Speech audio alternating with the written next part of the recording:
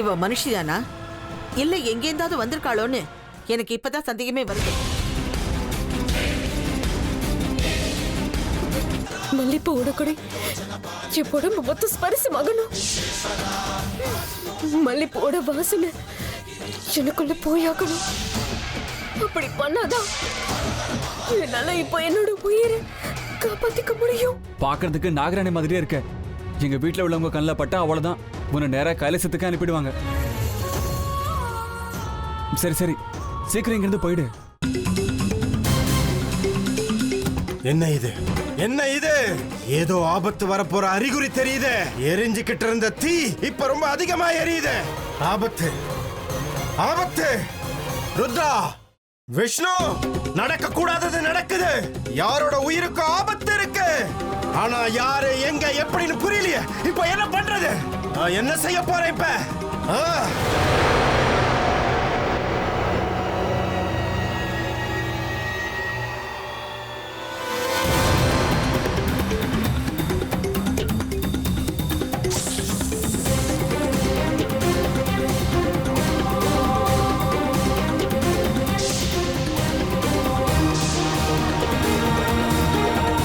சர்ப்பதோஷம். ருத்ரனோட நண்பனோட உயிருக்கு ஆபத்து இருக்கு. இதெல்லாம் அந்த நாகராணியோட வேலை. இப்ப எப்படியாவது அவனை நான் காப்பாத்தி ஆகணும். என்ன பண்றது? என்ன பண்றது? இன்னைக்கு ஒரு நாள் அவன் அந்த நாகராணி கிட்ட இருந்து தப்பிச்சுட்டா போதும். அப்புறம் பிரச்சனை வராது. என்ன பண்றது? இப்ப எப்படியாவது அவன் உயிரை நான் காப்பாத்தி ஆகணும். மொத்தத்துல கல்யாண வேலை எல்லாமே ரொம்ப நல்லபடியா முடிஞ்சுது. ஆமாண்டா, நீங்க எல்லாரும் உங்க வேலையெல்லாம் விட்டுட்டு வந்து எல்லாத்தையும் முடிச்சு கொடுத்துருக்கீங்க. ரொம்ப தேங்க்ஸ். ஹேய் கமான், இதுக்கெல்லாம் எதுக்குடா தேங்க்ஸ்? அண்ணன் விஷ்ணு எனக்கும் அண்ணன் மாதிரி தானே. அர்ஜுன் உங்க வீட்டு பையன் இல்ல, எங்க வீட்டு பையன். சரி, நான் அப்ப கிளம்புறேன். நாளைக்கு ஆபீஸ்ல வந்து பாக்குறேன். ஓகேவா? Bye. Take care. Bye bye. Rudra, நாளைக்கு ஆபீஸ்ல ஒரு இம்பார்ட்டன்ட் மீட்டிங் இருக்கு. கல்யாணம் அது இதுன்னு ஆபீஸ் பக்கம் கவனம் செலுத்தவே முடியல. நான் போய் படுத்துக்கிறேன். சரிங்கண்ணா.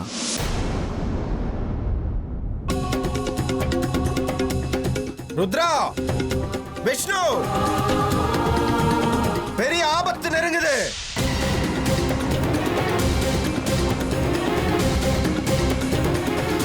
என்னாச்சு பாபா? ஏன் இவ்வளவு கோவமா இருக்கீங்க? அந்த நாகராணி மறுபடியும் தன்னோட வேட்டையை ஆரம்பிச்சிட்டா.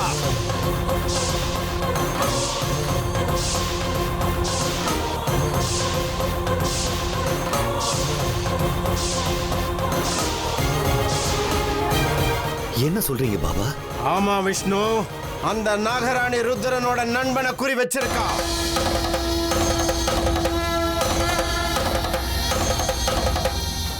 இன்னைக்கு அவன் உயிருக்கு ஆபத்து இருக்கு.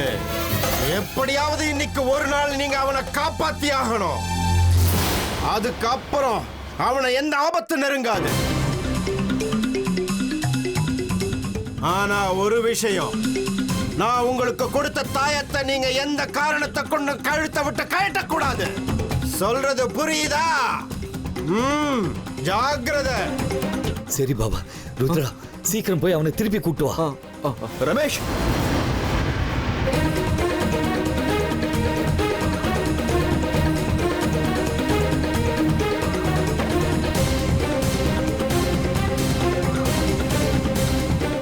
ரமேஷ், இன்னைக்கு நீ எங்கேயும் போக வேண்டாம்.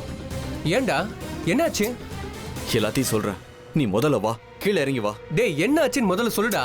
எல்லாத்தையும் அப்புறம் சொல்றேன்டா, நீ முதல்ல காரை விட்டு கீழே இறங்கி வா.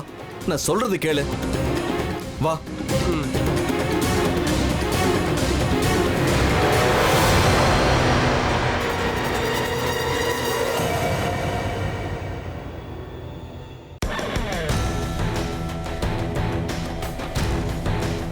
அண்ணா, இன்னைக்கு ராத்திரி எங்கேயும் போக வேண்டாம், நம்ம வீட்லயே இருக்கட்டும். நீ போய் தூங்குனா, நான் பாத்துக்கிறேன். ஏண்டா, என்னடா ஆச்சு? ஒண்ணு இல்லடா, எல்லாத்தையும் அப்புறம் சொல்றேன், முதல்ல வா.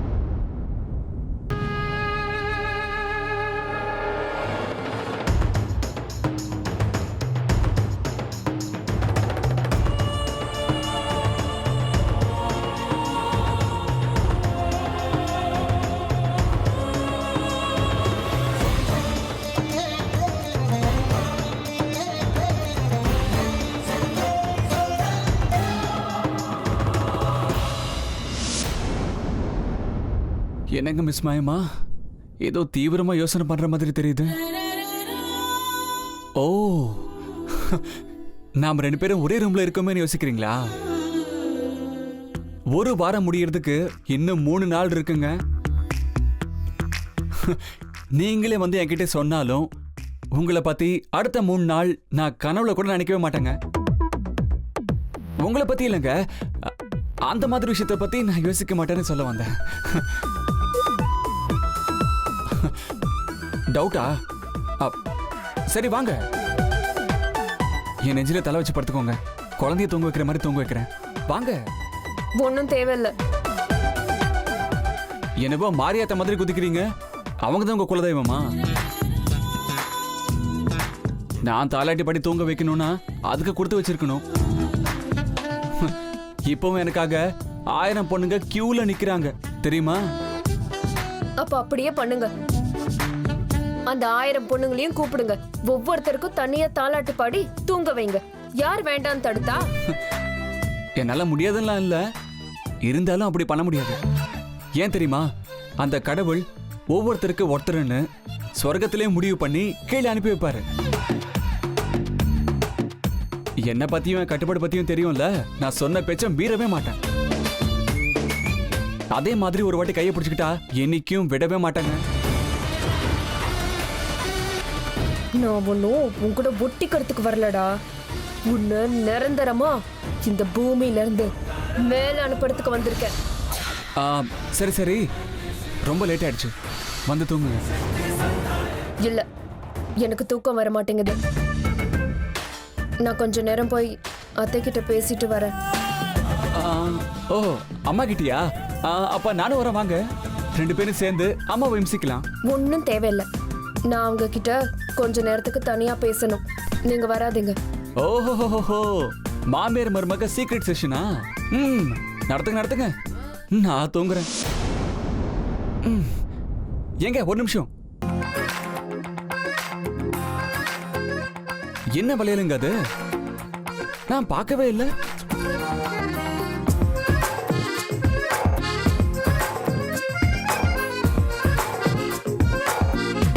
இது நான் இந்த வீட்டுக்குள்ள வந்த அன்னைக்கு போட்டுக்க சொல்லி உங்க அம்மா கொடுத்தாங்க.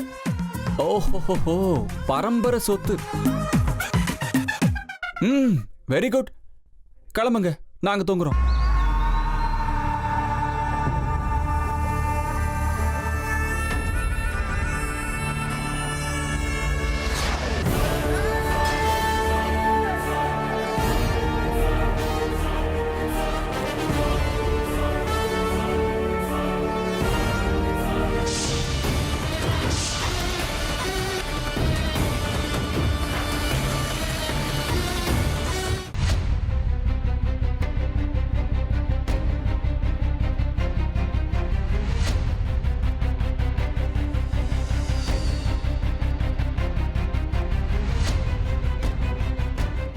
ருத்ரா, ஏன்டா என்ன இப்படி இழுத்துட்டு வர? என்ன ஆச்சுன்னு சொல்லு.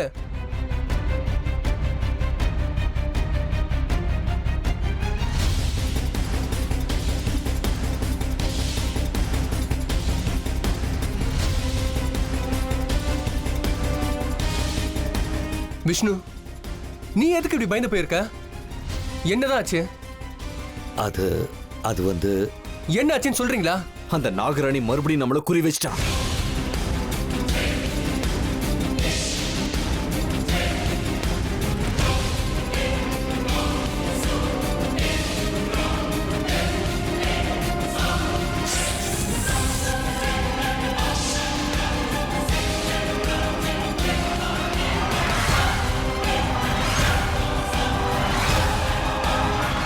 என்னடா சொல்ற? அப்படின்னு யார் சொன்னது? பாபா தான் சொன்னாரு. அந்த நாகராணி மறுபடியும் தன்னோட வேட்டையை ஆரம்பிச்சிட்டா.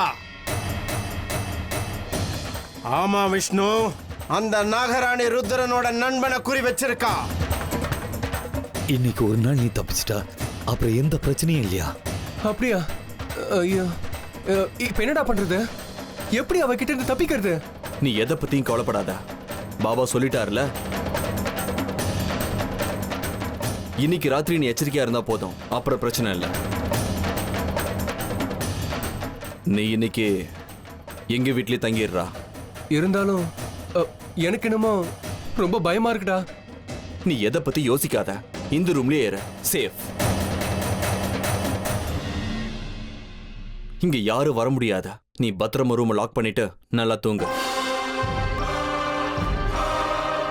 எப்படியோ இன்னைக்கு ராத்திரி மட்டும் எச்சரிக்கையா இருந்துட்டா அப்புறம் பிரச்சனை இல்லை.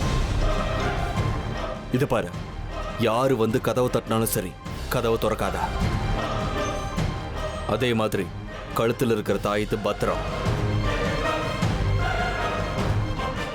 எதுக்காகவும் நீ அதை கழட்டக்கூடாது, சரியா?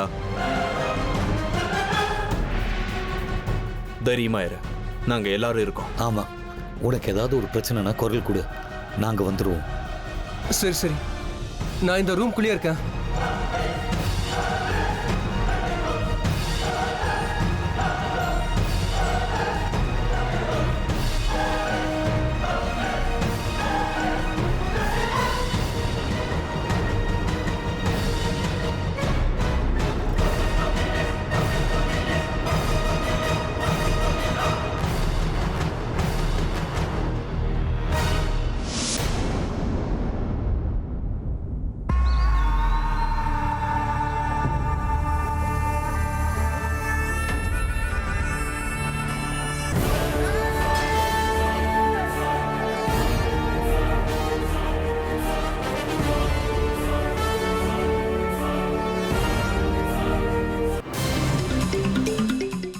எப்படியோ சரியான நேரத்துல பாபா எச்சரிக்கை பண்ணது நல்லதா போச்சு.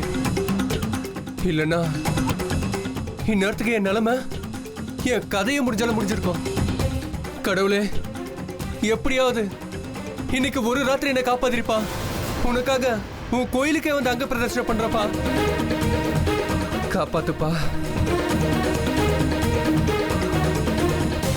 எப்படியோ ருத்ரனை இங்கே இருக்க சொன்னது நல்லதா போச்சு. இதான் எனக்கு சேஃபான இடம். நான் இங்க இருக்கதா சரி. எப்படியாவது சீக்கிரமா விடிஞ்சா எனக்கு அதுவே போதும்.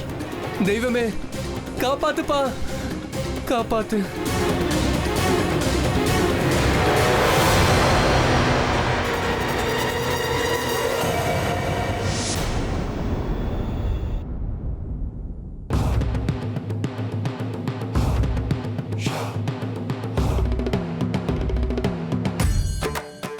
இப்ப என்ன பண்றது? எதிரி கண்ணு முன்னாடியே இருக்கான்.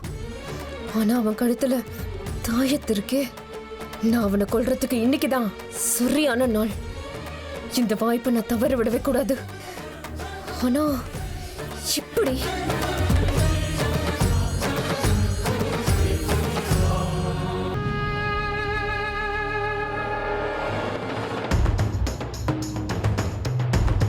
சீஷாவை கொன்னு நாகராணிய கொன்னுட்டதா நினைச்சு சந்தோஷப்படுறீங்கல்ல?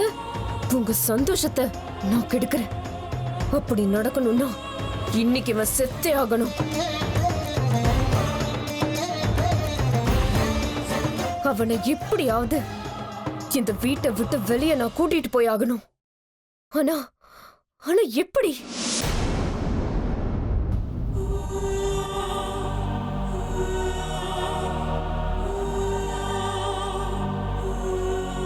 அமிர்தா, என்ன இது? இந்த நேரத்துல இங்க என்ன பண்ணிட்டு இருக்க? உனக்கு இன்னும் தூக்கம் வரலையா? இல்ல பாட்டி, என்னமோ தூக்கமே வரமாட்டேங்குது. மனசுக்குள்ள ஏதோ நிம்மதியே இல்லாத மாதிரி இருக்கு. மனசுல நிம்மதியை இழந்தவங்க தான் தூக்கம் இல்லாம தவிப்பாங்களாம். மனசுல நிம்மதியே இல்லாம தவிக்கிறவன் நான். ஆனா நீ தூக்கத்தை இழந்து தவிக்கிற. நல்லா இருக்கு.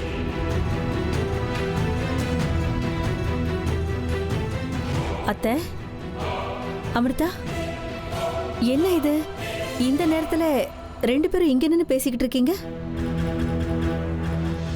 ஒன்னும் இல்ல அத்தை, சும்மா அப்படி வந்தேன்.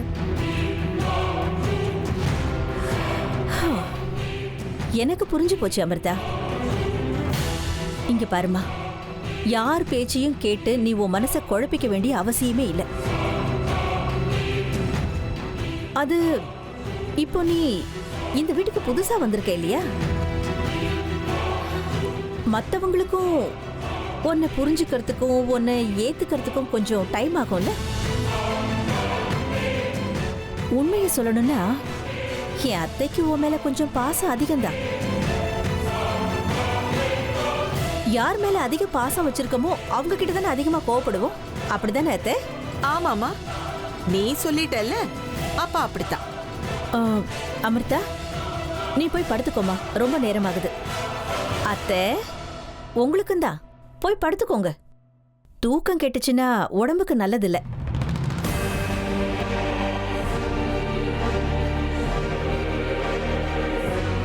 நான் ரூம்க்கு போறேன் பாட்டி.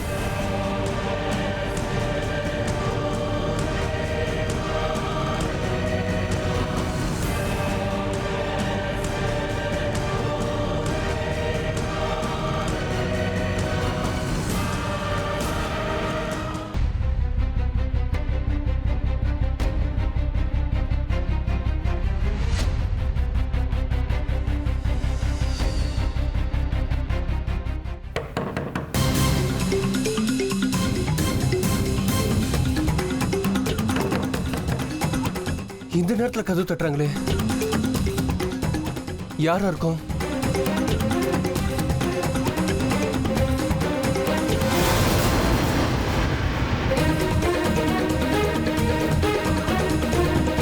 யார் அது?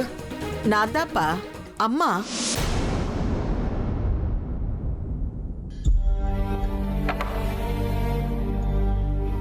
ஓ அம்மா, என்னம்மா அது இந்த நேரத்துல?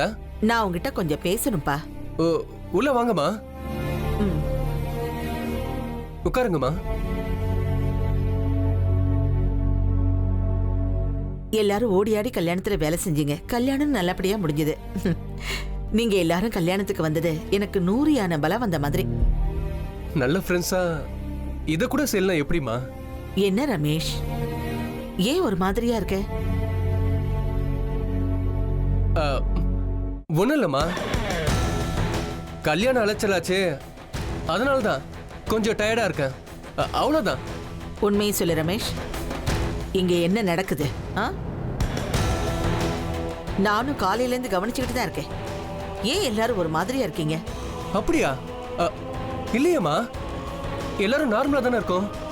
அது இருக்கட்டும், என்னைக்கும் இல்லாத திருநாளா இன்னைக்கு எதுக்கு நீ எங்க வீட்லயே தங்கின? அது எங்க வீட்ல யாருமே இல்லம்மா, எல்லாரும் ஊருக்கு போயிருக்காங்க. அதுவும் இல்லாம கல்யாண வீடு இல்லையா, எல்லாரும் ஒரேடியா கிளம்பி போயிட்டா வீடு வெறிச்சோடி போன மாதிரி இருக்கும். இன்னைக்கு இங்கேயே தங்கிடுன்னு ருத்ரா தான் சொன்னா, அதனாலதான். என்கிட்ட பொய் சொல்லாத ரமேஷ்.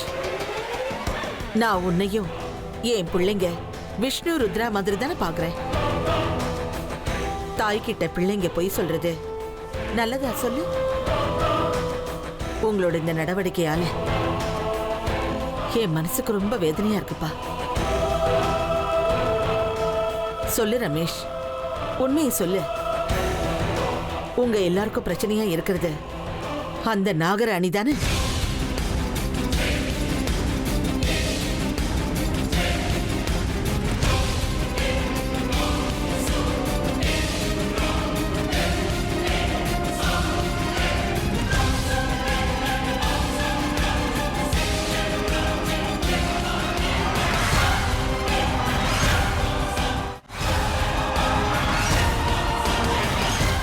எனக்கு எல்லா விஷயமும் தெரியும் ரமேஷ்.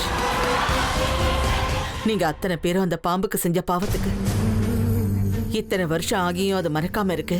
உங்களை பழி வாங்க துடிக்குதுங்கிற விஷயம் எனக்கு நல்லாவே தெரியும். அது மட்டும் இல்ல, உன் சிநேகிதனை கொன்னது கூட அதே நாகந்தான்னு எனக்கு நல்லா தெரியும். இப்ப அதோட கண்ணு உன் மேல இருக்கு. இன்னைக்கு உன் உயிருக்கு ஆபத்து இருக்கிற விஷயம் கூட எனக்கு தெரியும் ரமேஷ்.